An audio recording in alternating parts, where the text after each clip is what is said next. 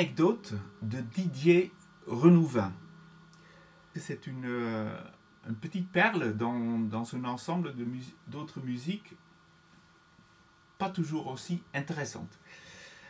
Bon, il s'agit, comme vous l'avez entendu, peut-être d'une ragtime. Un ragtime, c'est un style en fait qui est d'origine au banjo, ouais, et où le pouce il fait un peu la fonction de la main gauche du piano, c'est-à-dire il fait toujours des va-et-vient,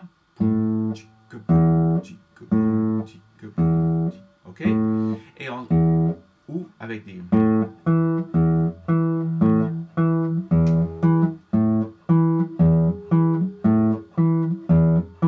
donc j'essaye le plus possible de jouer les basses assez bien prononcées et en même temps assez secs, ouais. Donc c'est nullement le cas où quand on laisse tout vibrer, d'accord. Donc le fait que mon pouce il bute la plupart du temps, ça permet de couper le son avant de jouer un autre son. Donc premier exercice à faire, c'est de faire buter mi, couper le mi, buter le la, buter le mi, ça coupe le la et le la. Donc comme ça vous faites, vous arrivez à faire des pompes.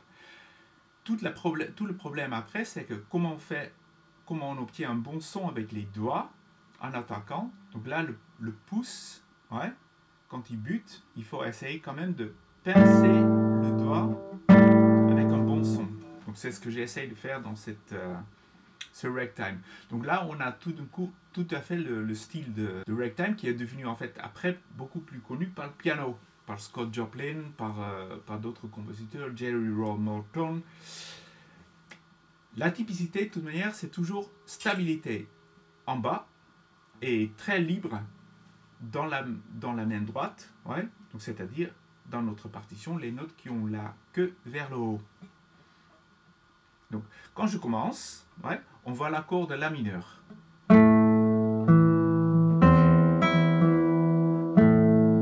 Donc par demi-mesure, ouais, on peut faire des boucles qui peuvent ensuite se transformer vers un rythme plus libre.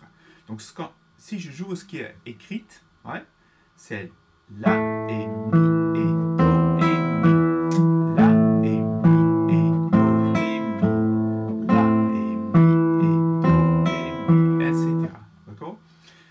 Et je le pense ensuite beaucoup plus avec un swing, ouais.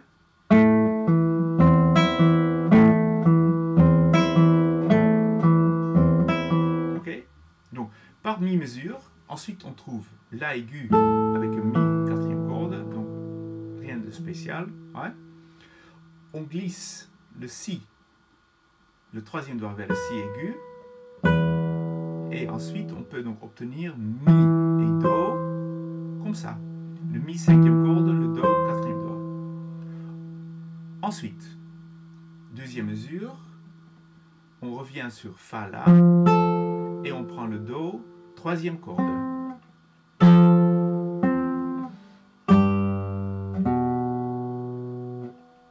Donc là, Sol, Sol. Et on passe à Do. Donc là aussi, excellent matière pour faire une boucle. Donc comme c'est marqué, pouce annulaire,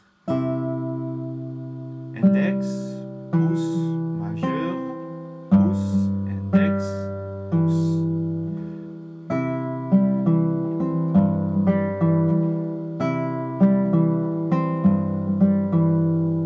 Ce sont des bons exercices, ouais. Vous pouvez prendre du plaisir à rester longtemps là-dessus. Ensuite, on a l'accord Si, Sol, Ré, Fa dièse quatrième corde et un Mi à vide. Donc j'ai doigté ça avec 3 et 4 et pas avec 3 et 2 parce que si on met le 2, le Sol aigu, le Sol à vide, va se cogner contre le troisième doigt. C'est quasiment garanti.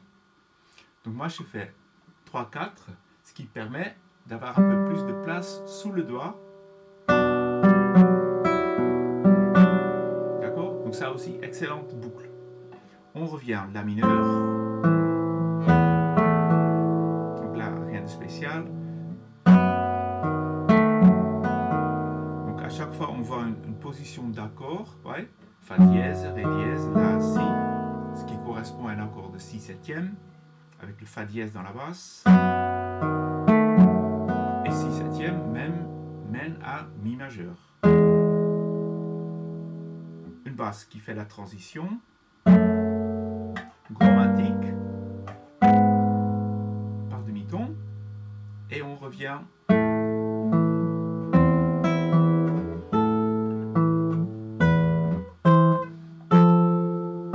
Donc à chaque fois là, faites attention que les accords soient bien placés le plus confortablement possible. Donc Fa, Fa, Do, La. Ouais, donc essaye de ne pas faire des efforts spéciaux pour y arriver.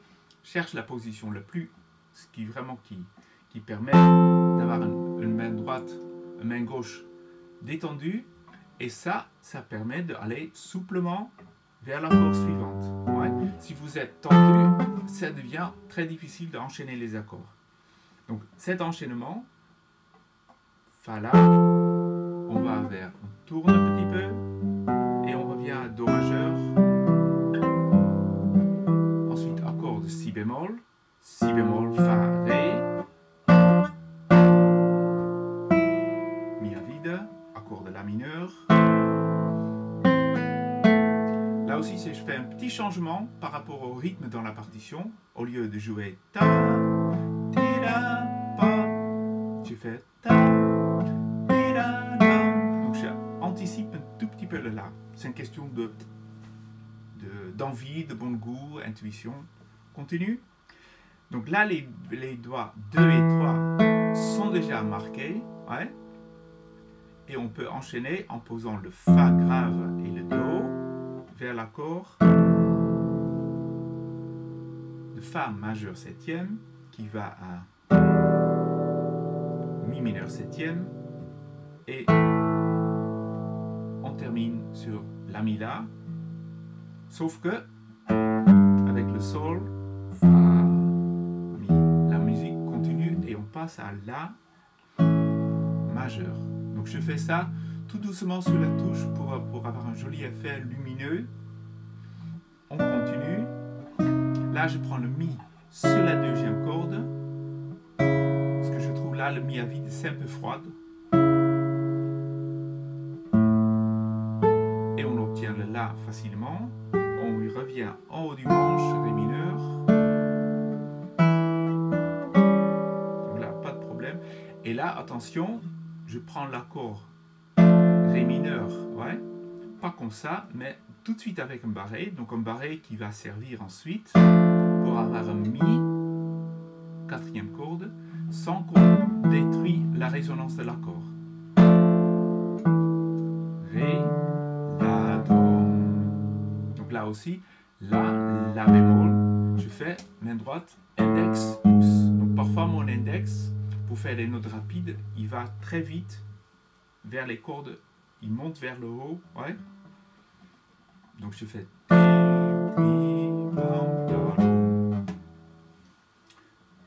Le quatrième doigt, il revient à Sol. Quatrième doigt, attention, pour avoir accès, deuxième doigt sur le Do. La dièse, Do dièse. Je prends 2, 4 pour avoir un troisième doigt sur le Sol et d'enchaîner avec le Fa. Si j'ai le 2 sur le Sol, je dois faire un super effort pour arriver jusqu'au Fa, ou sinon lâcher les doigts. Donc ça, c'est pas une bonne idée. Donc j'ai adapté le doigté. On arrive à l'accord de Do majeur. Là aussi, petit changement de rythme, je anticipe le Do d'une double. Ouais. Donc au lieu de Ta, Ta, Ti, Pom, lent, Ti, Dom, j'enchaîne Ré, Do et ça me permet d'avoir un petit peu plus de place pour le Si, Fa, La. Ok? Si mineur septième bémol 5 avec le nom savant. Donc attention là, mi septième avec le do qui retarde et on trouve le début. Pardon. Fa. Je termine par l'accord. Et ensuite, Fa majeur septième, Mi mineur septième, La mi La, je glisse et pas, je prends si mi l'harmonique. Le glissando aussi, c'est une chose qu'on peut faire. C'est un peu sec quand on termine.